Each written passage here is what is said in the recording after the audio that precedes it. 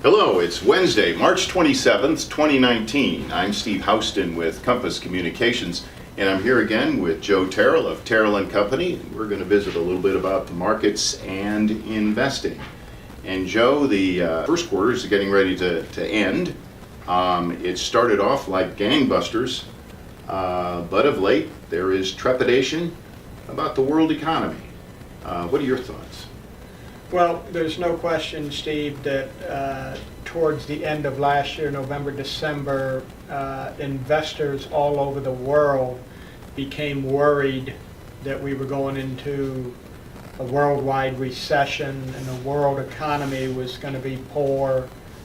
Therefore, business would be poor. Therefore, they were sellers of everything. January came along and people began to rethink that, and maybe the other side that didn't agree with it began to think at these prices investments are bargains, and we saw a very nice rally right up until the end of last week. The end of last week, some of the economic news out of Europe that came out on the surface of it looked bad. And here we are in the last 3 to 4 days, right before the end of the quarter, with people back to the world economy is going to fall apart. We're going to have a severe recession attitude. As we've said in written comments, and we disagree with that. We do not see the world economy going into a severe recession. We do not see the United States economy going into recession. And therefore, even though that's back to the thinking of this week, we disagree with it. Okay. Well, let's talk interest rates, because interest rates have been plunging worldwide. What is going on there? That's a fascinating thing to see, and of quote unquote all of the monetary experts and people around the world, that economists, etc., a lot of them are scratching their heads saying, why is this happening? Why do you see 10-year bonds in Australia at all-time record lows? What's happening here?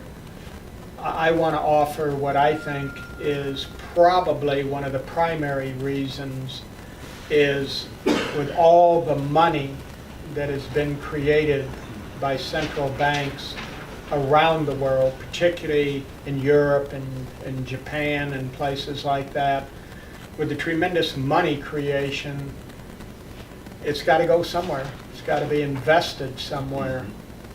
And therefore, it's not a matter of was this a good interest rate or not. It's a matter of, well, what else am I going to do with this money that has been created?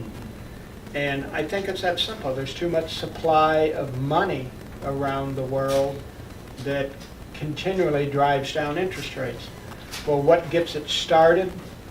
Things like we're in right now, where people begin to preach the economy's falling apart, and you see major pension plans, life insurance companies, sovereign wealth funds all over the world run to buy a 10-year U.S. Treasury bond, and it doesn't make any difference if it's 2 3/8% or not.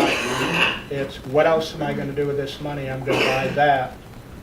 And it's a fascinating thing to see. It's not that simple for investors to say, and as we manage our portfolios, to say we're going to run do the same thing. No, if this scenario ever reverses itself, you could have horrendous losses in the bond market in a hurry. But for the moment, and in particular in the last 3 to 4 days, it's run by anything that'll pay you some interest at whatever price they want. So it looks like we're back to volatility again that many thought we left behind in December. Given that, how are you positioning your portfolio these days? Well, as we always do, we're looking for bargains. We're looking for things that you can buy that people are selling and therefore the prices are way too cheap. In that scenario right now, it's back to the bank stocks. And the thinking is low interest rates, the banks won't be able to lend the money at any type of decent interest rate spread. Therefore, low interest rates are really going to be bad for the banks. Plus, with the economy that's going to fall apart, they're not going to have any loan demand anyway. My God, sell the bank stocks. And they're back to selling the bank stocks. They're wrong about that premise, first thing, and they're selling the stocks down to where they're very modestly priced. We'll take advantage of that. We'll buy some more of them. Monitoring, of course, okay, what else do you want to sell and how cheaply do you want to sell it? Because if you do, we'll buy it for our portfolios at those cheap prices. Okay, thanks, Joe. That's Joe Terrell, founder of Terrell & Company, independent wealth management with $700 million in discretionary assets under management. Joe, let's visit again in about a month. The earnings should be coming out for the first quarter. We'll see where that's taking us and get your insights then. Yeah, that's going to be a big scenario because the bearish side of this argument about the economy is expecting corporate profits around the world for the first quarter to be very poor.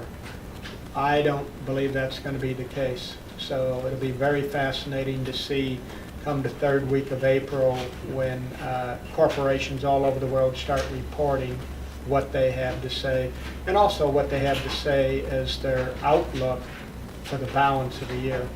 Okay. We'll see you in about a month. The third